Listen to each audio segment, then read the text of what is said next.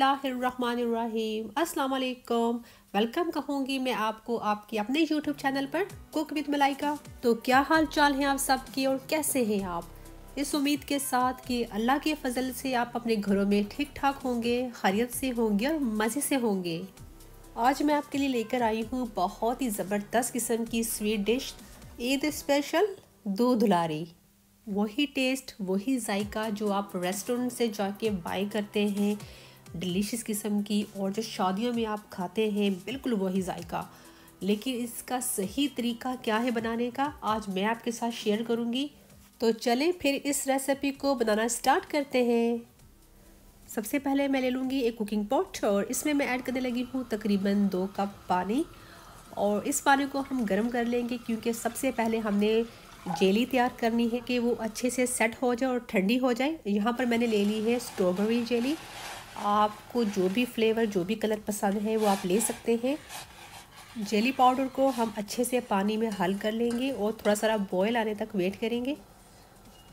और ये अच्छे से इसको बॉयल आ चुका है और अब मैं फ्लेम को बंद कर दूंगी और अब हम इसको किसी भी बर्तन में ट्रांसफ़र कर देंगे ताकि ये अच्छे से ठंडी हो जाए और सेट हो जाए।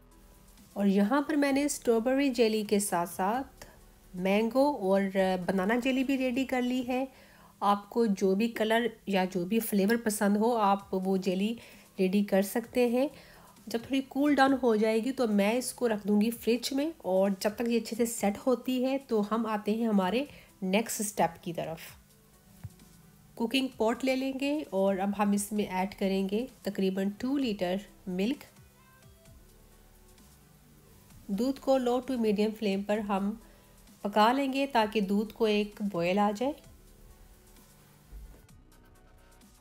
तो दूध को बॉयल आ चुका है और अब हम फ्लेम को थोड़ा लो कर देंगे और अब हम दूध में शामिल करेंगे ये ज़बरदस्त किस्म की कलरफुल सवैयाँ, जिससे दूध लारी का जो फ्लेवर भी बहुत अच्छा आता है और इसका लुक भी बहुत अच्छा आता है।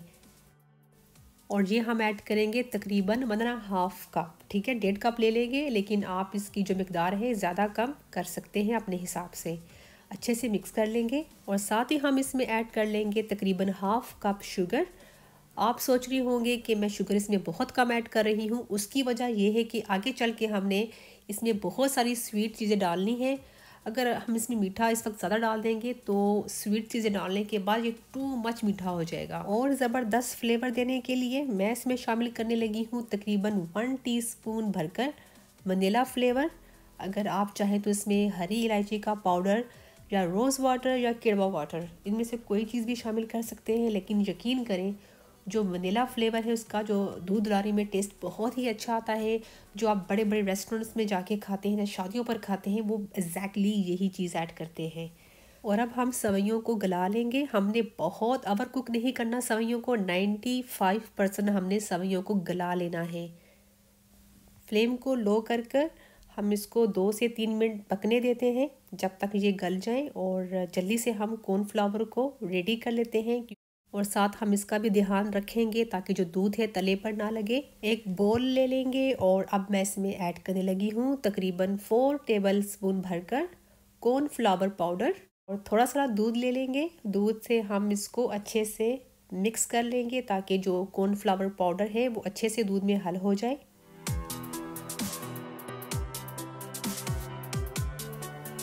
कॉर्नफ्लावर को हमने दूध में अच्छे से हल कर लिया है और अब हम आते हैं हमारी सवैयों की तरफ। और यहाँ पर जो सवैयाँ हैं वो भी हमारी 95% गल चुकी हैं।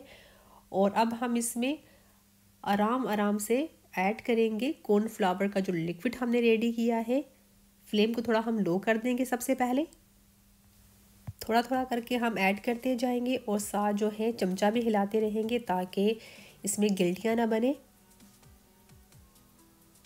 और ये सारा हमने इसमें शामिल कर लिया है और बस हम इसमें चमचा हिलाते रहेंगे। और देखते ही देखते आप देख सकते हैं दूध जो है काफ़ी थिक हो गया है, जिस तरह कस्टर्ड होता है वैसा हो गया है। ये देखिए हमें इतना गाढ़ा चाहिए और जब ये ठंडा होगा तो थोड़ा सा और भी थिक हो जाएगा, लेकिन इसे पतला नहीं रखना। अगर आप इससे पतला रखेंगे तो जब आप इसमें फ्रूट, जेली, क्रीम वगैरह जो भी आपने ऐड करना है ऐड करेंगे तो यकीन करें उस वक्त तो आपको बहुत अच्छा लग रहा होगा, लेकिन घंटे बाद ये बिल्कुल शरबत बन जाएगा, यकीन करें। और ये देखें ये ठंडा हो चुका है और ठंडा होने के बाद हमने इसमें ऐड करनी है फ्रेश क्रीम 200 ml।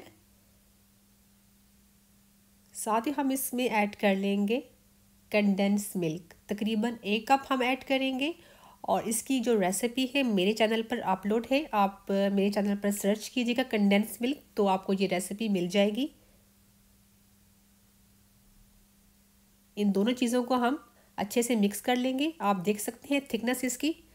अगर हम पहले से इसको बहुत पतला रखते तो अभी क्रीम ऐड करने के बाद और कंडेंस मिल्क ऐड करने के बाद ये बहुत ज़्यादा एक किस्म का शरबत बन जाता, तो आप देख सकते हैं। और अब हम इसमें शामिल कर लेंगे रबड़ी। ये तकरीबन 200 ग्राम है और इसकी जो रेसिपी है आपको मेरे चैनल पर मिल जाएगी, मैंने आपको बनाना सिखाई हुई है और इसका मैं लिंक भी शेयर कर दूंगी। दूध दुलारी में जो मेन चीज़ जाती है ना वो है रबड़ी। इसके बगैर दूध दुलारी का जो टेस्ट जो है ना आना चाहिए वो नहीं आएगा। ये बहुत कम लोग जानते हैं, तो आज मैं आपसे ये शेयर करी, ये आप ऐड करके देखें तो फिर आप मुझे कमेंट्स करके बताइएगा। अब हम इसमें शामिल कर लेंगे कॉकटेल फ्रूट और आप इसकी मिक़दार को ज़्यादा कम कर सकते हैं, और कटे हुए मैंगो। और आप अपने टेस्ट के हिसाब से अपनी चॉइस से जो आपको फ्रूट्स पसंद हैं वो ऐड कर सकते हैं, लेकिन जो वाटरी फ्रूट होते हैं वो नहीं इसमें ऐड करने। अभी हल्के हाथों से हम इसको मिक्स कर लेंगे।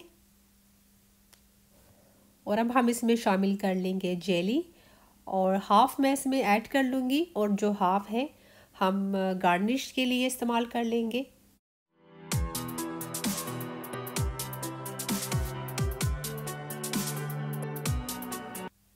अब हम इसमें शामिल करेंगे बादाम, और जो बादाम है इनको मैंने पानी में भिगो दिया था तकरीबन 4 से 5 घंटे के लिए, और फिर मैंने इनकी स्किन को पील ऑफ करके बादाम को इस तरह काट लिया है। और अगर आप चाहें तो इनको बादाम को तकरीबन 5 से 6 मिनट के लिए पानी में बॉयल कर सकते हैं, तो छिलका बहुत ही आसानी से उतर जाएगा। हल्के हाथों से हमने मिक्स कर लेना है ताकि जो जेली है टूटे नहीं। और आपको दिखाते हैं फिर डिश आउट करके।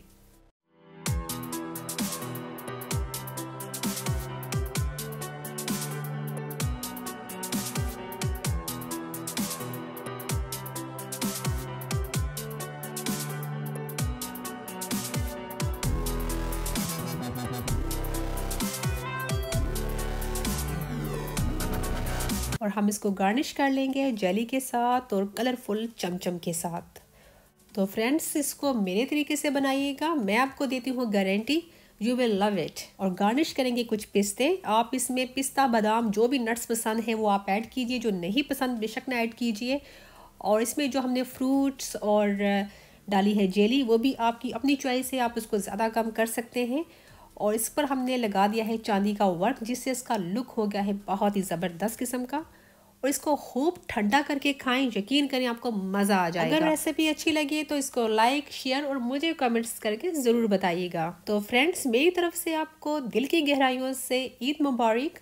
तो अपना बहुत सारा ख्याल रखिएगा और दुआ में हमें याद रखिएगा। अल्लाह हाफिज़।